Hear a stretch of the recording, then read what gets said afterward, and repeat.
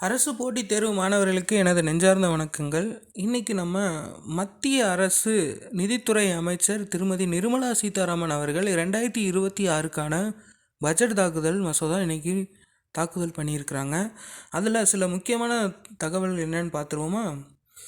முதலாவதாக, வாகன விபத்து காப்பீடுகளுக்கு முழுமையான வரி விலக்கு அளிக்கப்படும்னோ, தனிநபர் வருமான வரி விகிதத்தில் எந்த ஒரு மாற்றமும் இல்லை, பழைய நிலையை தொடரும்னு அறிவிச்சிருக்கிறாங்க. அடுத்தபடியாக, வரி தொடர்பான சிறு குற்றங்களுக்கு குற்றவியல் நடவடிக்கை எடுக்கப்படாதுன்னு அறிவிச்சிருக்கிறாங்க. அடுத்து, ஏப்ரல் 1 முதல் அமலுக்கு வரும் புதிய வருமான வரி சட்டத்தின் கீழ் வருமான வரி சார்ந்த தரவுகளை மறைத்தால் 100% அபராதம் வசூலிக்கப்படும் அறிவிச்சிருக்கிறாங்க. அடுத்து, சென்னை, மும்பை, பெங்களூர், ஹைதராபாத் உள்ளிட்ட 7 நகரங்களை இணைக்கும் அதிவேக ரயில் திட்டப்பாதை அமைக்கப்படும் அறிவிச்சிருக்காங்க. நேற்றைய கேரள அரசு தன்னுடைய பட்ஜெட் தாக்குதலில் 100 கோடி ரூபா ஒதுக்கப்படும் அறிவிச்சிருக்கிறாங்க. ஆர்ஆர்டிஎஸ் திட்டத்தின் கீழ், அதாவது கண்ணூரிலிருந்து நேராக பாலக்காடு வழியாக கோயம்புத்தூர், கர்நாடகாவை சார்ந்த பெங்களூர் வரைக்கும் இந்த அதிவேக ரயில் திட்டம் தொடங்கப்படும் அறிவிச்சிருந்தாங்க. இது நேற்றைய ஜிகேயில் நம்ம பார்த்தோம், கரண்ட் அஃபேர்ஸில். அடுத்து, தமிழ்நாடு, கேரளா, ஆந்திரா, ஒடிசா உள்ளிட்ட மாநிலங்களில் அரிய வகை கனிமங்கள் எடுக்க புதிய திட்டத்தை தீட்ட போகிறாங்க. மைனிங் ப்ராஜெக்ட் கொண்டு வரும். அது மட்டும் இல்லை, ஏற்கனவே 2024 அதாவது திட்டத்தை கொண்டு வரணும் அப்படின்றதுக்காக, எலக்ட்ரிக் வெஹிக்கிள்ஸ் கொண்டு வரணுன்றதுக்காக சில கனிமங்கள் வெட்டி எடுக்கப்படும் அறிவிச்சிருந்தாங்க. அந்த இடத்த அவங்க ப்ராஜெக்ட் போய்கிட்டு இருக்கு. ஜம்மு காஷ்மீரில் அந்த ப்ராஜெக்ட் போய்கிட்டு இருக்கு. அடுத்து, திருநெல்வேலி, பொதிகை மலை, அரக்கு பள்ளத்தாக்கு, இமாச்சல், உத்தரகாண்ட், ஜம்முவில் உள்ள மலையேற்றத்தை ஊக்குவிக்கும் திட்டம். ஏன்னா இது ஒரு தொழில் புரட்சிக்காக கொண்டு வரப்பட்டது. மக்களை மலைவாழ் மக்களுக்காகவும் அவங்களுடைய சேவைகள் தொடரணுன்றதுக்காக இந்த திட்டத்தை கொண்டு வர்றாங்க. அடுத்து, ரொம்ப முக்கியமான விஷயம், ஆதிச்சநல்லூர், தோலவிரா, ஹஸ்தனாபூர் உள்ளிட்ட 15 இடங்களில் கலாச்சார மையங்கள் அமைக்கப்படும். இதில் தமிழகத்தை சேர்ந்த ஏற்கனவே அறிவிச்சிருந்த கலாச்சார மையம் ஒன்று செயல்பட்டு கொண்டிருக்கிறது. அதே மாதிரி கீழடியில் ஒரு மையம் செயல்பட்டு கொண்டிருக்கிறது. தமிழக முதலமைச்சர் அவர்கள் வர கலாச்சார மையம் ஏற்கனவே அமைக்கப்பட்டு வெற்றிகரமாக நடந்துக்கிட்டு இருக்கு. அதே மாதிரி பெண் கல்வியை ஊக்குவிக்கும் விதமாக பெண்களுக்காக நாடு முழுவதும் உள்ள மாவட்டங்களில் எல்லா மாவட்டங்களிலுமே ஹாஸ்டல், அதாவது விடுதி அமைக்கப்படும் அறிவிச்சிருக்கிறாங்க. அடுத்து, எய்ம்ஸ் போன்று 3 புதிய மருத்துவமனைகள், ஆயுர்வேத கல்வி நிலையங்கள் உருவாக்கப்படும் அறிவிச்சிருக்காங்க. ஏற்கனவே மதுரையில் எய்ம்ஸ் ப்ராஜெக்ட் போய்கிட்டு இருக்கு. அது மாதிரியேவும் ஆயுர்வேதத்தில் 3 மருத்துவமனைகள் அமைக்கப்படும் அறிவிச்சிருக்கிறாங்க. அடுத்து, 5 பல்கலைக்கழக நகரங்கள் உருவாக்கப்படும் அறிவிச்சிருக்காங்க. மேலும் சுற்றுலாத்துறையை மேம்படுத்த தேசிய கல்வி நிறுவனம் அமைக்கப்படும் அறிவிச்சிருக்கிறாங்க. டூரிசம் அண்ட் டெவலப்மெண்ட் ப்ராஜெக்ட், இதுக்காக இந்த அறிவிப்புகள் அறிவிக்கப்பட்டுள்ளது.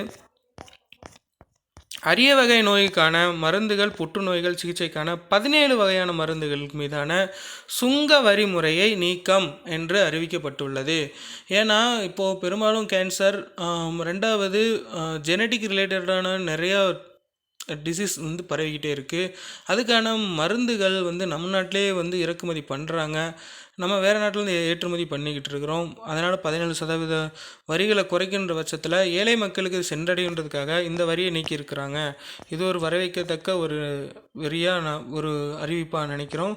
அடுத்து, பழவேற்காடு ஏரியில் பறவைகளுக்கான ஒரு பிரத்யேக காட்சி மையம் அமைக்கப்படும் அறிவிச்சிருக்காங்க. தமிழகத்திற்காக கொண்டு வரப்பட்ட இந்த ஒரு மையம் மிகவும் சிறப்பு வாய்ந்ததாக அமையும்னு எதிர்பார்க்கலாம். அடுத்து, கடல் சார்ந்த ஏற்றுமதி பொருட்களை உற்பத்தி செய்ய இறக்குமதி செய்யப்படும் மூலப்பொருள்களுக்கு வரிச்சலுகை உயர்வு. இப்போது வெளிநாட்டிலேருந்து இறக்குமதி செய்யக்கூடிய பொருள்களுக்கு வரிச்சலுகை வழங்கப்படும் அறிவிச்சிருக்கிறாங்க. இங்கேருந்து ஏற்றுமதி செய்கிறப்போ வரிச்சலுகை குறைக்கப்பட்டு நம்ம அந்த நாட்டு மக்களுக்காக நம்ம வியாபாரம் செய்கிறதுக்காக ஊக்குவிக்கிறதுக்காகவும் இதை கொண்டு வந்திருக்கிறாங்க. அடுத்து, இந்தியாவில் தென்னை, முந்திரி, கொக்கோ உற்பத்தியை ஊக்குவிக்கும் பிரத்யேக திட்டம். முதல்ல ஒரு விஷயம் பார்த்தோம், ஒரு அறிவிப்பு பார்த்தோம். அதாவது மலையேற்றத்தை ஊக்குவிக்கிறது. அதே மாதிரி தான் அந்த மலையேற்றத்தை ஊக்குவிக்கிறப்போ வேளாண்மை புரட்சிக்காக உதவணுன்றதுக்காகவும் இந்தியாவில் தென்னை, முந்திரி, கொக்கோ இதெல்லாம் மலை பிரதேசங்களில் விளையக்கூடிய முந்திரி, கொக்கோவுக்கு ஊக்குவிக்கணுன்றதுக்காக, தேயிலை ஊக்குவிக்கணுன்றதுக்காக இந்த ஒரு திட்டத்தை கொண்டு வந்திருக்கிறாங்க. அடுத்தபடியாக, பால் உற்பத்தி, கோழி உற்பத்தி, மீன் வளர்ப்பை அதிகரிக்க ஊக்குவிக்கப்படும். ஏற்கனவே அந்தமான் தீவில் மீன் பண்ணை அமைக்கப்படும்னு அறிவிச்சிருந்தாங்க. அது ஒரு முன்னேற்றமாக இன்றைக்கி பால் உற்பத்திக்காக கால்நடை வளர்ப்பு அதோடைய இம்ப்ரூவ்மெண்ட்டு டெவலப்மெண்ட் ப்ராஜெக்ட் நிறையா கொண்டு வரப்படும்னு அறிவிச்சிருக்காங்க தன்னுடைய பட்ஜெட்டில். அடுத்து சந்தன மரச்சூழல் அமைப்பை மீட்டெடுக்கும் வகையில் சாகுபடியை ஊக்குவிக்க மத்திய அரசு இருந்து செயல்படும் அறிவிச்சிருக்காங்க. காடுகள் ப்ராஜெக்ட்டுக்காக, அதாவது காடு வளர்ப்பு அந்த முன்னேற்றம் கொண்டு வரணுன்றதுக்காக இந்த சந்தன மரங்கள் ஒரு எக்கனாமிக் ரிலேட்டடாக இம்ப்ரூவ்மெண்ட் கொண்டு வரணுன்றதுக்காகவும் இது கொண்டு வந்திருக்கிறாங்க. அடுத்தபடியாக ரொம்ப முக்கியமானது 16வது நிதிக்குழு பரிந்துரையின்படி மாநிலங்களுக்கு தலா 1.4 லட்சம் கோடி ஒதுக்கீடு ஒவ்வொரு ஸ்டேட்டுக்குமே இதை ஒதுக்கி இருக்கிறாங்க. அவங்க ஸ்டேட்டை வந்து டெவலப்மெண்ட் பண்ணுன்றதுக்காக ஒதுக்கி இருக்கிறாங்க. அடுத்து மேலும் 17.2 லட்சம் ரூபாய் கோடி கடன் வாங்க மத்திய அரசு முடிவு பண்ணியிருக்காங்க. இந்திய வங்கிகிட்ட இருந்து வாங்கணும் முடிவு பண்ணியிருக்கிறாங்க. இதோட இவ்வளோதான் இந்த 20 அறிவிப்புகள். மிகவும் முக்கியமான ஒன்று. இது போன்ற பல தகவல்களை தெரிந்து கொள்ள வேண்டும் என்று நீங்கள் விரும்புகிறீங்கன்னா மறக்காமல் நம்மளுடைய சேனலை சப்ஸ்கிரைப் பண்ணுங்கள். எனக்கு நீங்கள் கொடுக்குற ஆதரவு, நீங்கள் சப்ஸ்கிரைப் பண்ணுறதும், உங்களுக்கு எதுவும் சந்தேகம் இருந்தால் மறக்காமல் கமெண்ட் பாக்ஸில் கேளுங்க. ரெண்டாவது, இந்த வீடியோ உங்களுக்கு பிடிச்சிருந்து அப்படின்னா மறக்காமல் லைக் பண்ணுங்கள். தேங்க்யூ.